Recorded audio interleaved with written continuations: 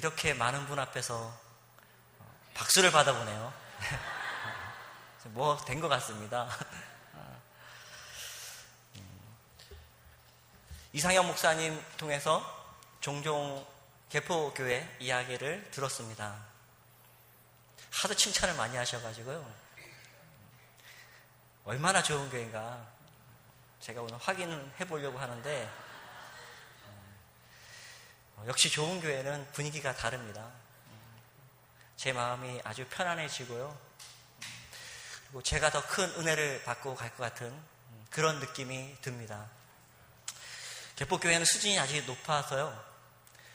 기도하시는 권사님 기도를 들으니까 제가 말씀 준비한 것보다 더 은혜롭고 더 복음인 것 같고, 네. 제가 기가 죽네요. 네.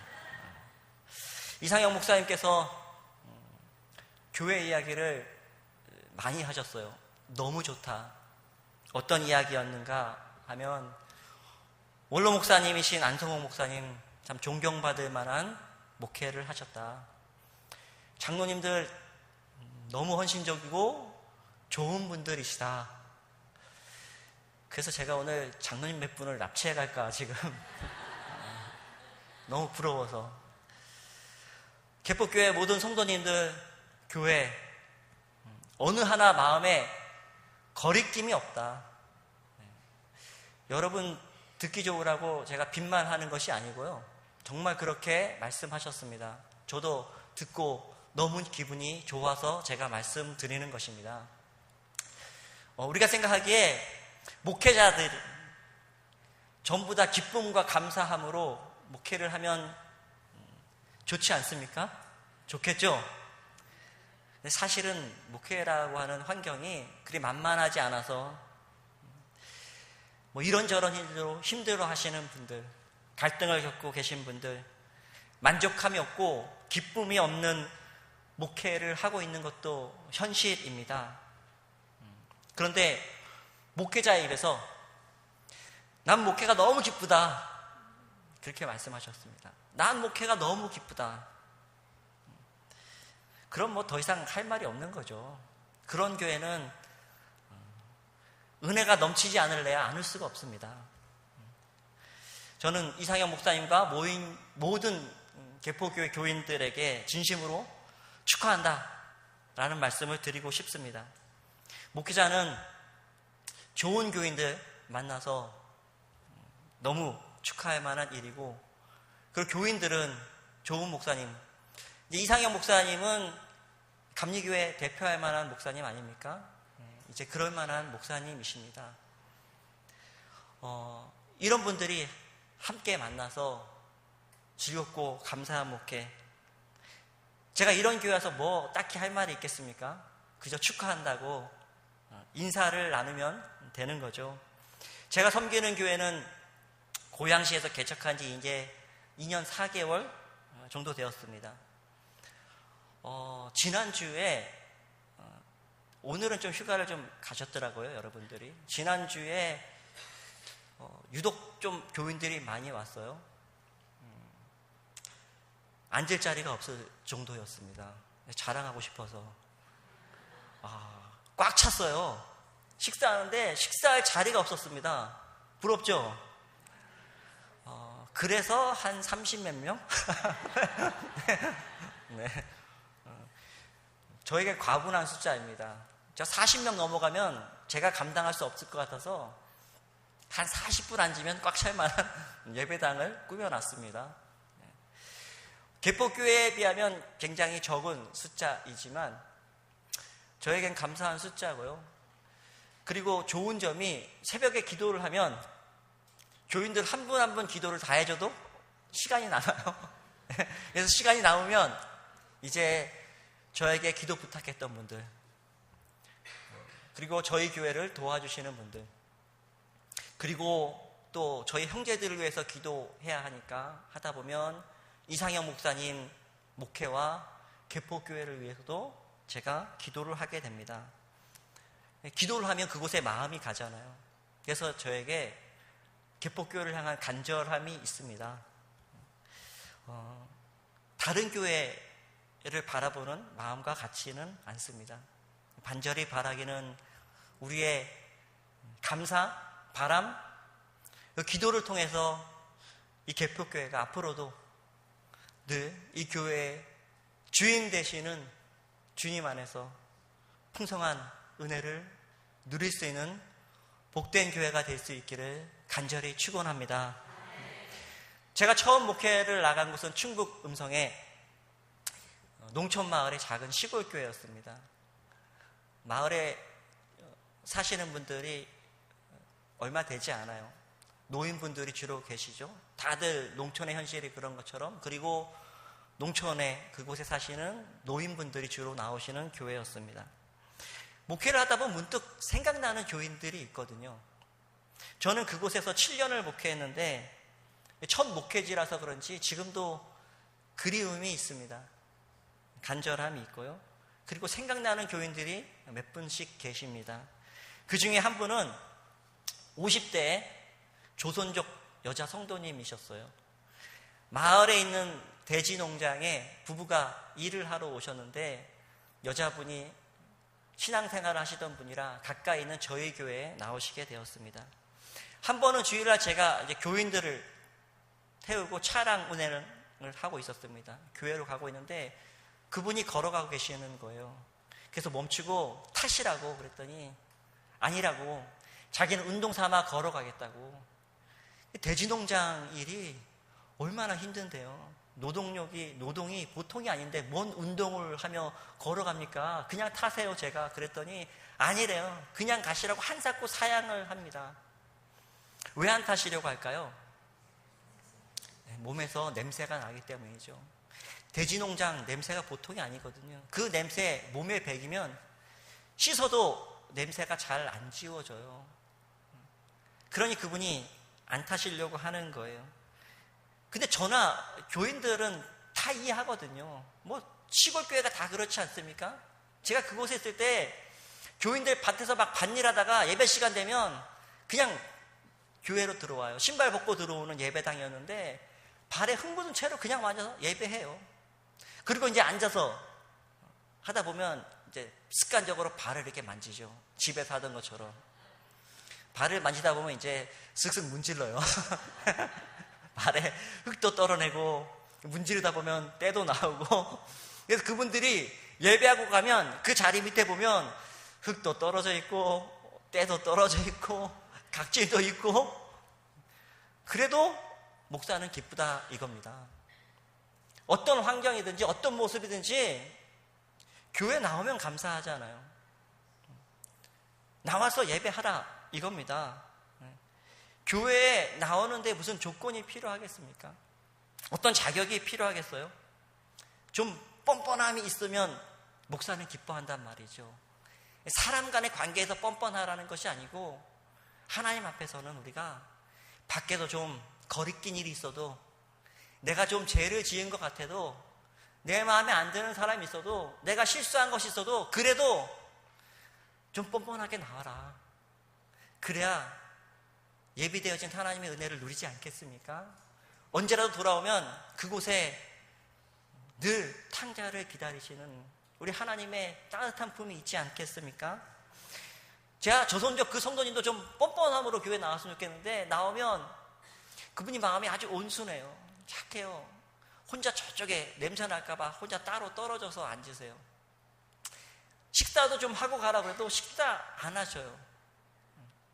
피해를 줄까봐 그렇기도 할 것이고, 또 그래도 여자잖아요. 냄새가 나는 게 결코 기쁠 리가 없겠죠. 마음이 즐거울 리가 없겠죠. 그래서 그냥 가셔요. 제 마음이 더 안쓰럽습니다. 그분을 보면. 그런데도 예배 빠지지 않고 꼬박꼬박 나와서 예배 참석하고 가실 때마다 제가 큰 힘이 돼요. 오히려 감사하다. 네. 그런 분들을 보면서 저렇게 하나님이 붙들어 주시는데 우리가 더 열심히 살아야 하지 않겠나, 이런 생각들도 합니다. 그러다가 몇 달이 지났는데 그분이 낮에 저를 찾아왔어요. 남편이 병이 너무 나빠졌다는 거예요. 돼지 농장 일이 보통이 아니잖아요. 노동도 힘들고 안에 환경이 너무 안 좋아요. 냄새도 나고 공기도 너무 안 좋고 남편이 폐가 다 망가져서 더 이상 그곳에서 일을 할 수 없게 되었다. 그래서 의정부에 다른 일자리를 알아봐서 옮기게 되었다. 그리고 제 앞에서 막 울어요. 그동안 너무 정이 들었는데, 목사님 너무 감사했는데 떠나게 돼서 너무 아쉽다고, 그리고 죄송하다고. 제가 저한테 죄송할 건 전혀 없다고, 저도 무척 아쉽다고, 의정부 교회, 갈만한 교회를 제가 소개해주고 기도를 함께 했습니다. 그리고 이제 일어서는데 주머니에서 봉투를 꺼내요. 마지막 임금 결산한 거 거기서 11조 내고 가겠다고. 그거 어떻게 번 돈인데 제가 그거 어떻게 받겠어요. 그래서 그냥 여비에 보태 쓰시라고 그렇게 말하고 싶었습니다. 근데 이제 그 돈을, 헌금을 저에게 주는 돈이 아니잖아요. 믿음으로 하나님께 드리는 돈이니까. 그래서 제가 아주 무거운 마음으로 그 헌금 받고 제 지갑에서 여비에 쓰시라고 돈을 꺼내는데 한 삭도 안 받아요. 됐다고, 목사님 어렵게 하시는데 마음만 받겠다고 울면서 한 삭도 사양하고 그리고는 나가십니다. 제가 의정부 도착하시고 자리에 잤거든. 전화를 한번 달라고 그랬더니 얼마 후에 자리 잘 잡았다고, 감사하다고 그렇게 전화가 왔었습니다. 제가 목회 여정 가운데 만났던 그런 분들이 종종 생각이 나는 것은 그분들이 저에게 잘해 주었기 때문이 아니에요. 어려운 삶의 여건에서도 하나님 원망하지 않고 세상 원망하지 않고 주어진 삶 열심히 살아가는 그런 모습이 오히려 저에게 힘이 되기 때문입니다. 무엇보다도 그런 상황에서도 믿음을 지켜나가는 그런 모습이 감사하기 때문입니다. 그런 분들을 보면 제가 오히려 더 목회의 위로를 받고 힘을 얻습니다. 그리고는 야, 목회 잘해야겠다, 이런 마음도 들고 목회가 이런 기쁨이 있구나 하는 생각도 들게 됩니다. 조선족 그 여성분의 경우에는 가난이라고 하는 돈의 문제가 그분들에게 어려운 환경이 되었지만 어디 삶의 어려움이 가난으로부터만 옵니까? 제가 얼마 전까지 서초동에 있는 교회에서 부목사로 섬겼거든요. 그곳의 교인들만 봐도 여기 교인들하고 아마 비슷할 거예요. 분위기가 살아가는 모습들은 다 비슷하지 않습니까? 남한테 말할 수 없는 상처들, 기도의 제목 하나 없는 사람들 여기 가운데 어디 있겠어요? 우리에게 다 그런 삶의 연약함들이 있단 말이죠. 건강의 문제, 자녀의 문제, 사람 간의 문제, 신앙의 문제, 우리에게 다 그런 아픔들이 있고 부족한 채로 우리는 살아가요. 다 광야의 삶을 살아가기 때문입니다. 그럼에도 불구하고 우리가 믿음을 잃지 않고 때론 환경을 뛰어넘는 감사의 고백을 할 수 있다면 그것이 바로 우리를 붙들고 계시는 하나님의 은혜다. 저는 이렇게 생각합니다. 프랑스 철학자 시몬 베유가 이 세상에는 두 가지 힘이 균형을 맞추고 있다라고 이야기했거든요. 한 가지는 중력입니다. 그녀의 쓴 책 제목이 중력과 은총이거든요. 두 가지 힘이 균형을 이루고 있다. 사과나무의 사과가 위에서 떨어질 때 받는 그 힘, 중력, 이 땅의 모든 물체가 다 받고 있는, 더 그 의미를 좀 더 확장해서 이야기하자면 우리의 삶도 사실 다 중력의 영향을 받잖아요. 우리 때가 되면 몸이 쇠하여지고 약해지고 부서지고, 우리의 삶의 영화들 때가 되면 시들고 떨어져 사라지는 것처럼 우리 모두는 다 그렇게 이 땅의 중력의 영향을 받습니다. 돈도, 건강도, 명예도, 친구도, 가족도 이 땅에 영원한 것은 없습니다. 그러니 중력의 힘만 있다라고 한다면 모든 것은 그저 낙하만 하겠죠. 그런데 중력의 힘으로 사과나무의 사과가 위에서 떨어지는 것은 설명할 수 있는데 어떻게 사과나무의 열매가 그 위에 가서 매달리게 되었는지는 설명할 수 없다는 거죠. 사과나무의 열매가 그 위에 매달고 있는 힘, 그것이 바로 은총이다라는 것입니다. 길 잃은 우리 인생을, 상처 입은 인생을, 죄를 짓고 온전치 못한 인생, 믿음 없이 교만의 길로 다니던 우리 인생을 그럼에도 불구하고 그저 저 깊은 바닥에 추락하지 않도록 우리 인생을 붙들어주고 계신 것, 그것이 바로 은총입니다. 그 하나님의 은혜가 지금도 우리에게 있어 우리가 이 자리에 나와서 감사 예배를 드리고 있는 것이다. 우리는 그렇게 믿는 것입니다. 교회란 무엇일까요? 바로 그 은혜에 붙들려 매달린 자들, 그 구원하시는 그 은혜에 압도당한 자들이 모여 감사로 제사하는 곳, 그곳이 바로 교회입니다. 그러므로 좋은 교회는 내가 하나님의 은혜에 붙들려 살아간다, 내가 그 힘으로 사노라 라고 고백하는 교인들이 많을수록 그 교회는 은혜가 넘치는 교회가 될 줄 믿습니다. 누가복음 19장에 보면 삭개오의 이야기가 나오죠. 여러분 다 아시지 않습니까? 예수님께서 여리고성을 향해서, 여리고성에 들어와서 지나가시는데 이미 예수님에 관한 소문이 쫙 났어요. 사람이 구름대처럼 몰려다닙니다. 그 성에 세리장이 삭개오가 있었죠. 사람들에게 세금을 착취하여 로마에 갖다 바치는 민족의 반역자다, 손가락질을 받던 사람입니다. 저 인간 절대로 구원받을 수 없어 라고 일컬음 받던 마을의 왕따 삭개오. 그런 삭개오도 예수님이 궁금했습니다. 보고 싶었어요. 알 수 없는 간절함이 솟아났어요. 그런데 키가 작아서 이 구름대 같은 사람들 넘어 예수님을 볼 수 없었어요. 그래서 돌무화과 나무 위에 올라갔더라. 그곳을 예수님께서 지나가시는데 삭개오를 보고 부르시죠. 그리고 내가 오늘 이 집에 하룻밤을 유하겠다. 예수님께서 그 많은 사람들 가운데 왜 하필 삭개오를 택하시고 그 집으로 가실까요? 삭개오가 믿음이 좋아서일까요? 삭개오가 막 나무 위에까지 올라가는 대단한 열심을 내었기 때문일까요? 성경에 나오는 분명한 답이 있죠. 삭개오 이야기의 제일 마지막에 예수님께서 하시는 말씀입니다. 내가 온 곳은 잃어버린 자를 찾아 구원하려 함이라. 예수님께서 삭개오를 부르신 것은 그가 길을 잃은 자이기 때문입니다. 많은 재산을 소유했는지 몰라도 사람들에게서 버려진 자이죠. 반역자라 손가락질 받고 유대교인들에 의해서 절대로 너는 구원받을 아브라함의 자손이 될 수 없을 것이다, 영적인 사망 선고를 받은 사람이죠. 그렇게 길 잃은 자를 주님께서 붙들어 주십니다. 그 은혜에 붙들린 삭개오가 내뱉은 고백이 무엇입니까? 주여 보시옵소서, 내 소유의 절반을 가난한 자들에게 나눠줄 것이며 내가 누구의 것을 강탈한 일이 있거든 내가 4배나 갚겠습니다. 그 돈들 민족의 반역자라 손가락질 받으면서까지, 내가 왕따 당하고 영적인 사망 선고를 받으면서까지 꾸역꾸역 모았던 것 아닙니까? 그거 지금 내어놓다고 합니다. 그는 길을 잃은 자였어요.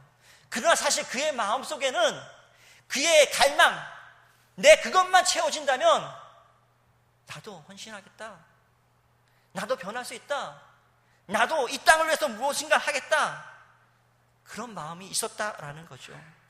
그가 갈망하던 것은 바로 은혜였습니다. 자신도 아브라함의 자손이라 일컬음 받는 것, 구원받은 자의 영광을 얻는 것. 이 부분에서 유명한 신학자 폴틸리가 이런 말을 하죠. 삭개오가 주님의 은혜에 압도당했다. 주님의 은혜에 압도당했다.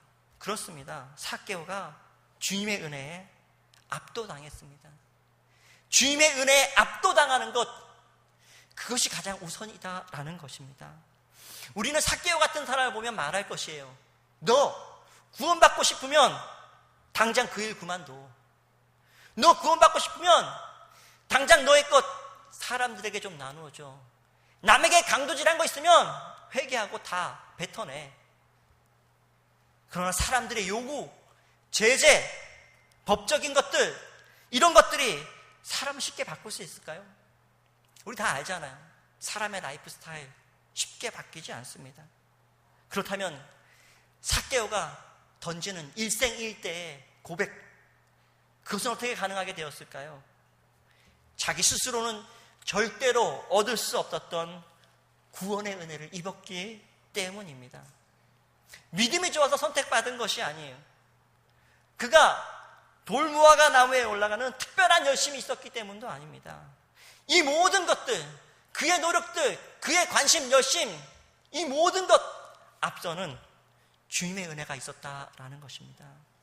잃어버린 자, 지금 우리와 같은, 저와 같은 그런 길 잃은 자를 긍휼히 여기시고 은혜를 베푸시는 그 압도적인 은혜, 그 은혜에 압도당할 때 우리는 아브라함의 자손이 되는 것입니다. 내가 바로 그런 삭개와 같은 자였다. 내가 그렇게 길을 잃은 자였는데 지금 그런 주님의 은혜로 이곳에 있다라고 고백할 수 있다면 그때 우리는 비로소 진정한 그리스도인이 되며 이곳이 은혜가 넘치는 교회가 될 줄 믿습니다.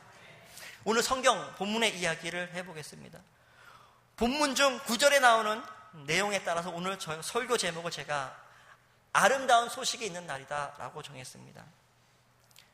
개포교회 성도님들에게 오늘은 아름다운 소식이 있는 날입니까? 네. 제가 와서 아름다운 소식이 있는 날인가요? 아멘이라고 하시면 안 되는데 저 때문에는 아니고요. 우리가 함께 이렇게 모일 때마다 질 잃은 인생 붙들어 주시는 주님의 은혜가 우리에게 있어 오늘 우리에게 아름다운 날이다 라고 고백하는 것입니다. 오늘 성경 본문의 이야기를 제가 간단하게 말씀드리면 북이스라엘 주변 나라 가운데 아람이라고 하는 강대국이 있었어요.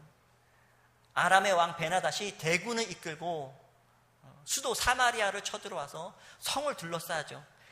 벤하닷 왕이 세운 전략은 야, 쓸데없이 피 흘려가며 공성전 할 필요 없다. 우리를 밖에서 우리가 대군이니 빙 둘러싸 기다리자. 그러면 어떻게 될까요? 성 안에 있는 사람들 식량 떨어져 굶어 죽는다라는 거죠. 결국 포기하고 손들고 나온다라는 거예요. 그 작전대로 시간이 흐르자 그 안에 사람들이 굶어 죽어갑니다. 사람들이 미쳐가요. 우리가 읽지 않았지만 그 읽은 내용 그 앞쪽에 보면 그 안에 상황이 어떤가 그 내용이 나오는데 예를 들자면 순번을 정해서 옆집의 아이를 잡아먹게 됩니다. 이거 사람 할 짓 아니잖아요. 미쳤다라는 거예요. 이성을 잃었다라는 것이요. 그 성 안이 이미 지옥이었다라는 것입니다.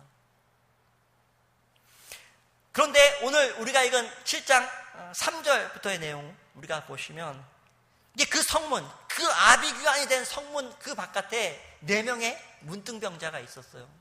문둥병자, 나병 환자. 그 당시로 말하면 죄인 취급받던 사람들이죠. 너는 죄를 지어서 이렇게 된 거야 라고 말하던 시절. 긍휼히 여김 받아야 되는데 사람들에게 돌봄받지 못하고 가족에게도 버려지고 공동체에 너 몸 다 나을 때까지는 절대로 이 공동체에 들어올 수 없어. 그렇게 버려진 사람, 그 사람들이 어떻게 살아갈 수 있을까요? 그 사람들이 살 수 있는 방법은 이제 성문 어귀에서 구걸을 하는 거죠. 성문을 들락날락 하는 사람들이 던져주는 음식, 돈, 이거 가지고 사는 거예요. 마치 개 같은 취급을 받고 그럼에도 불구하고 생명 끊을 수 없어 그렇게 살아가던 인생들입니다. 근데 이제 전쟁이 났어요. 성에 출입하는 사람이 없잖아요. 그 안에 있는 사람도 굶어 죽을 판인데 이 사람들은 어떻게 살겠어요? 그래서 이 사람들이 작정을 하죠. 야, 우리 이곳에 있어도 어차피 죽는다. 그러니 우리가 아람 군대로 가자. 그래도 그곳에는 먹을 것이 있으니까 가서 우리 죽이면 죽는 거고 혹시 운이 좋아 우리 살려주면 우리 살 수 있게 않겠나. 그래서 그 4명이 아람 군대의 진영으로 향해 걸어갑니다. 이제 그때 하나님께서 역사하시는 거죠. 그들 4명의 걷는 발걸음, 그 뭐 별게 있겠어요? 그런데 천지를 흔들리게 하는 마병대, 기병대, 대군에 걷는 발걸음, 이 소리로 들리게 만드는 베나닷 왕이 이거 이스라엘 주변의 강대국들, 이집트와 같은 강대국들이 도와주러 오는 소리다. 겁을 먹고는요, 전부 싹 다 도망쳐요. 모든 것을 남겨두고 도망칩니다. 이 4명의 나병 환자가, 야, 우리 이제 이렇게 인생 끝나는구나. 혹시나 해서 갔겠죠. 갔더니 싹 비었어. 군인들이 하나도 없어. 먹을 것이 천지에 있어요. 보물이 가득해. 인생 역전한 거죠. 인생 역전. 아, 얼마나 마음이 기뻤겠어요. 그것에서 먹고 마시고 이제 그들은 부자가 되었어요. 아니, 비록 몸은 병이 있을지라도 뭐 그때나 지금이나 돈 많으면 못할 게 뭐 있겠어요. 엄청난 보물을 다 가지게 되었는데 그들이 그것에서 그렇게 기쁘게 막 즐겁고 누립니다. 아, 그 안에, 성 안에 있는 사람들 이제 굶어 죽고 있잖아요. 야, 이놈들아, 꽃이다. 니들 나 무시했지. 뭐 그런 마음 아니겠어요? 니들 나 개 취급했지. 니들 거기서 다 죽어라. 나는 이제 살았다. 우리 인생 폈다. 막 이럴 수 있어야 않겠어요? 그렇게 그들이 한창 막 즐거움으로 막 누리고 있는데 문득 드는 생각, 왠지 모르게 마음속에서 일어나는 생각, 야, 우리가 이렇게 해도 될까? 이런 거죠. 저 안에 사람들 다 죽고 있는데 우리 여기서 그냥 이렇게 우리끼리 즐겨도 될까? 도저히 그럴 수 없을 것 같아요. 저 같으면 그래, 니들 다 죽어라, 아마 그랬을 것 같아요. 평생 살았던 굴욕 있잖아요. 손가락질. 내가 인간 취급받지 못했는데 너희들도 똑같다. 이제 나는 살 거다. 아마 그랬을지 몰라요. 그런데 그런 모든 인간들의 감정을 뛰어넘는, 알 수 없는, 속에서 밀려오는 마음. 오늘은 아름다운 소식이 있는 날이거늘 우리가 침묵할 수 없다.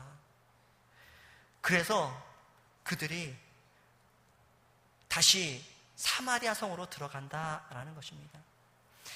이 아름다운 소식을 그저 자신들만 소유할 수 없어서, 가만히 침묵할래야 침묵할 수 없어서, 왜요? 그들이 하나님의 은혜에 압도당했기 때문입니다. 저는 이것이 기독교가 지닌 복음의 본질이라고 확신합니다. 오순절 마가의 다락방에 내려진 성령의 역사들, 길 잃은 존재 위에 내려졌던 그 엄청난 은혜, 그 은혜에 압도당한 자들이 감히 그 은혜 내 속에 가둬둘 수 없다 이거죠. 침묵할 수 없다 이겁니다. 그래서 입에서 나오고 가정에서 이웃으로 전달되고 교회의 담장을 넘어 세상을 향해 선포되어지는 그 구원의 소식, 오늘은 아름다운 소식이 있는 날이다. 그 구원의 외침, 그것이 바로 복음이다라는 것입니다. 교회 밖의 사람들, 오늘날로 말하면, 그 당시로 말하면 성 안에 있던 사람들, 무시하던 사람들이잖아요. 오늘날 교회 되게 무시당하잖아요. 네. 세상 사람들이 교회 다니는 사람들 바보 취급하잖아요. 네. 얼마나 욕들을 많이 합니까? 네. 뭐 마치 세뇌당한 사람들처럼, 네. 어리석은 사람들처럼, 바보들인 것처럼, 교회에 가서 왜 그렇게 시간 낭비하고 뭐 그렇게 헌금하고 뭐 한다고 거기 붙들려 있느냐, 우리 어리석은 사람 취급하잖아요. 그럼에도 불구하고 우리가 침묵할 수는 없다라는 것입니다. 왜요? 우리는 은혜에 압도당한 사람들이기 때문에 그렇습니다. 그 사람들 다 우리 마음에 들진 않죠. 이곳에 있는 우리, 여러분들은 다 서로 마음에 드실 수 있겠어요. 근데 뭐 교회 공동체라는 게, 사람의 모임이 모두 다 우리 마음에 들어서 모입니까? 좋은 교회가 좋은 사람들이 모였기 때문이에요. 죄인들이 모이는 곳이잖아요. 그러나 하나님의 은혜를 누리기에 그 은혜가 넘쳐나게 좋은 교회가 되는 것 아니겠습니까? 제가 시골에서 목회할 때 시골 노인분들이 그곳에서 이제 시집 와서 평생 사셨던 분들이에요. 네. 한 분 어쩌다가 이제 마을에 들어오시는 분들 교회 나오면 얼마나 반겨하고 좋은지 몰라요. 근데 이분들이 그 마을에서 평생 같이 사셨던 이웃집 분들은 교회 나오는 걸 별로 안 좋아하셔요. 왜 안 좋아할까요? 서로 밑장 다 까고 성질 다 보이고 평생 같이 살았거든요. 이 사람들 교회에서 또 보려니까 그 마음이 뭐 좋겠어요? 네? 농번기 시간 날 때마다 마을 회관에서 이분들 이제 고스톱 치잖아요. 점당 10원짜리. 저 그거 적극 추천합니다. 그분들 뭐 마음에 여유 생기고 기쁨도 없고 두뇌 점도 좋고. 근데 점당 10원짜리 그럼 얼마나 있겠어요? 그래도 사람 마음이 잃어서 기분 좋은 사람 없잖아요. 하다 보면 화가 나거든요. 꼭 거기서 판 뒤집고 얻고 나온 사람이 우리 교회 권사님이래요. 야, 나 못해! 판 뒤집고 나온 사람이 우리 교회 원로 권사님이시래요. 서로 볼 거 안 볼 거 다 보였어요. 그 사람들 교회에서 또 오고 싶겠어요?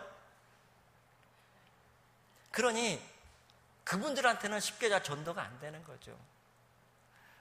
아직 은혜에 압도당하기 전의 모습들은 이럴 수 있어요. 그러나 우리가 죄인 되었을 때, 우리가 삭개와 같은 자일 때, 우리가 저 나병 환자와 같이 누군가에게 모욕받고 사람 취급받지 못하였을 때, 나 하나를 위해 건지시고 내려오시고 나의 집의 주인 되시는 그 주님, 그 주님의 은혜에 압도당한다면 그것이 우리 안에 감히 가둬둘 수 없는 은혜다라는 것입니다. 이것이 결코 이 개표교회 안에 머물러 있을 수 없는 은혜다라는 것입니다. 우리가 교회를 위해서 뭔가를 해야죠. 우리가 은혜라고 할 때 그 은혜 하나님의 역사이죠. 하나님의 역사다라고 해서 우리가 아무것도 안 하는 건 아니잖아요. 하나님께서 사람을 통해서 역사하시니까. 한 신학교에서 시험을 봤대요. 한 학생이 시험 공부를 너무 안 한 거예요.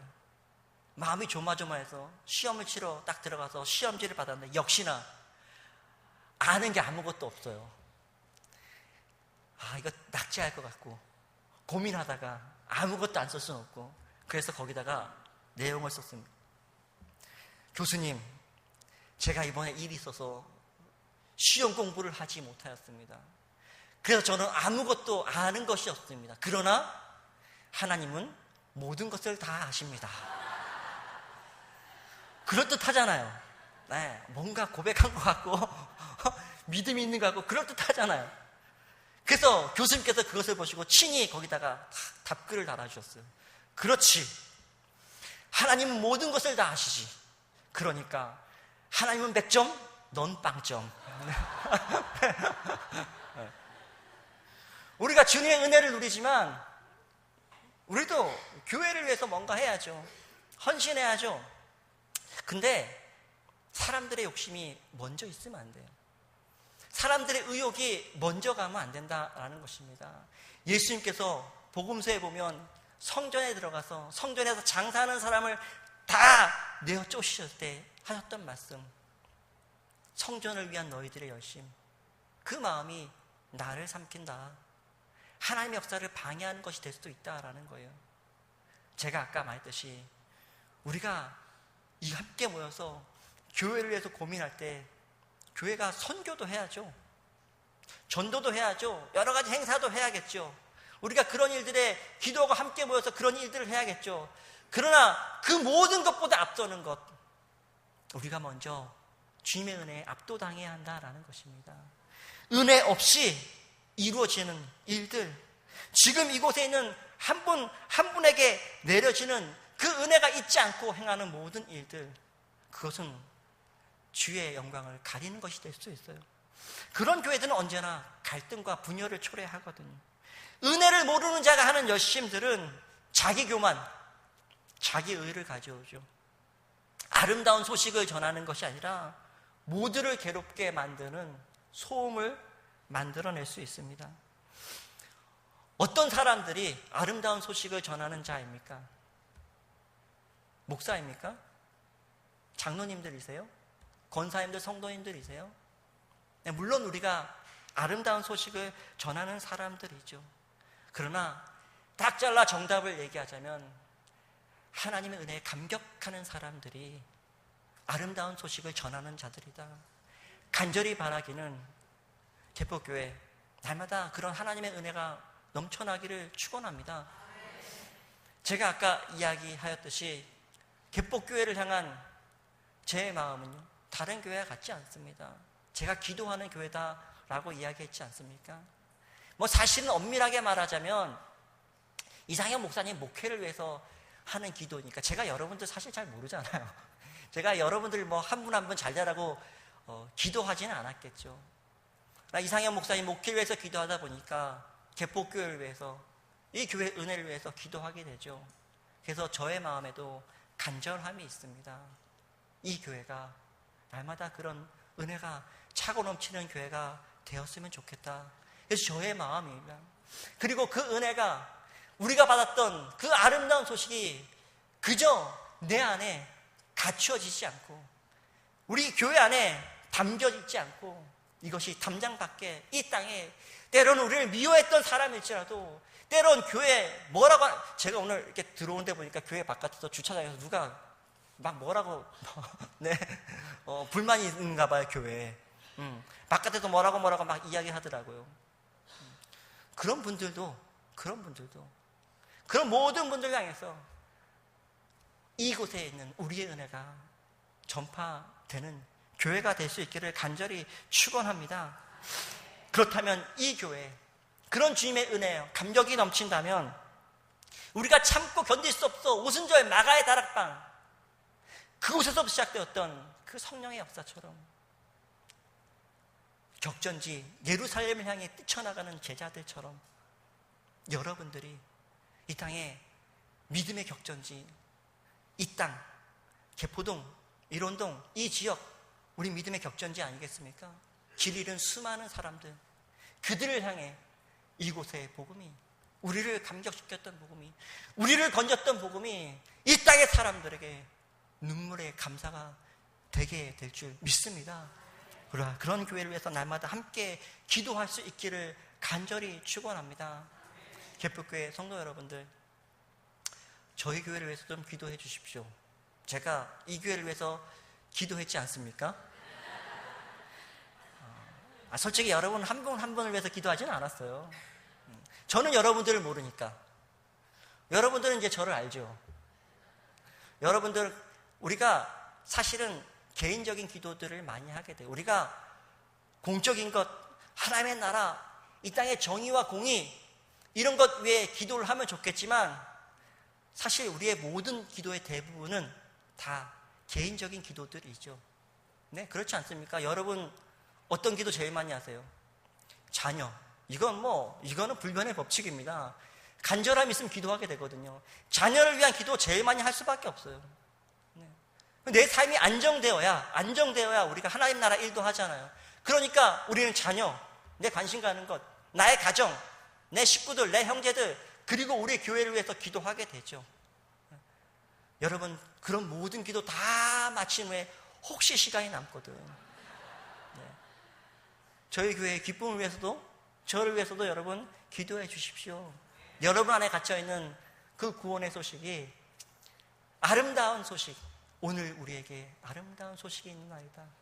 날마다 그런 소식이 저와 여러분 가운데 있기를 간절히 축원합니다. 예수님께서 포도주를 변하게 하는 사건이 있잖아요. 잔치집에 갔죠. 포도주가 떨어졌어요. 그 당시로 말하면 잔치집에 반드시 있어야 돼. 꼭 품목 가운데 하나. 그거 떨어지면 이제 혼주집은 굉장히 당황하는 거예요. 온 손님들이 불만을 제기할 수 있잖아요. 그게 걱정이 되는 예수님의 어머니가 예수님께 이런 이야기를 했더니 예수님 말씀하시기를 아직 내 때가 이르지 않았다. 예수님이 고작 포도주 만들려고 오신 거 아니잖아요. 그런 것 때문에 이제 공생에 처음 시작할 때인데, 공생에 처음 시작하는 나의 일들을 겨우 포도주를 만들어? 잔치집에서? 이런 거 어떻게 해요? 근데 예수님이 하셨어요, 안 하셨어요? 하셨다라는 거예요. 제가 그 내용을 보면서 하늘나라의 일들, 공의와 정의, 그 뜻, 그것도 중요하지만 예수님에게는요, 이 땅의 사람들의 기쁨도 중요하다라는 거예요. 기쁨이 끊기지 않는, 그래서 우리가 하는 사적인 기도 같지만 우리가 믿음으로 기도하는 거예요. 내 개인적인 기도, 나의 자녀를 위한 기도, 우리가 반드시 공의와 정의를 위해서만 기도하지 않아도 하나님 우리의 기쁨 즐거워하신다라는 거죠. 그러므로 우리가 여러분의 기쁨, 은혜를 누리는 것들 위해서 기도하실 수 있기를 간절히 축원합니다. 제가 오늘 오전에 저희 교인들에게 설교를 하는데, 저희도 오늘 뭐 본문은 다르고 내용은 다르지만 어쨌든 은혜에 관한 내용들이었어요. 교회는 어떤 곳인가? 기쁨을 누리는 곳 아니겠어요? 우리가 교회에서조차 희망을 얻을 수 없다면, 우리가 교회에서조차 소망과 기쁨을 얻을 수 있다면 저 바깥 어디에서 얻겠어요? 교회에 나올 때 제가 심각한 얼굴 하지 말라 그랬어요. 마치 외나무 다리에서 가문의 원수를 만난 것 같은 표정, 그런 표정하고 교회에 오지 말고 이곳이 기쁨을 누리는 곳, 길 잃은 자가 하나님께서 놀라운 구원의 소식을 얻는 곳, 여러분에게 날마다 그런 기쁨이 있기를 간절히 축원합니다. 그리고 날마다 그런 기쁨의 소식들, 너무 좋으신 이상현 목사님과 함께 개폭교회에서 들려지는 이 기쁨의 소식, 날마다 오늘 우리에게 아름다운 소식이 있는 날이다 라고 하는 소식이 이 담장 너머, 이 주변에, 이 땅 가운데 곳곳에 퍼질 수 있게 되기를 주님의 이름으로 간절히 축원합니다. 기도하겠습니다.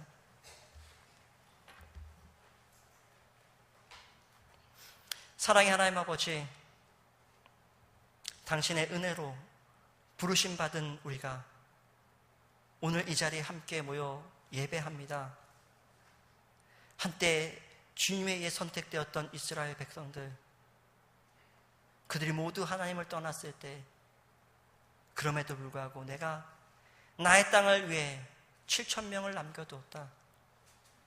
하나님 나라의 회복을 위해서 아름다운 소식을 전하는 자로 남겨졌던 그들처럼 이곳에 있는 주의 사랑하는 백성들, 가정의 회복, 우리의 삶의 회복, 이 땅의 회복을 위해 쓰임받을 수 있는 복된 성도들이 되게 하여 주옵소서.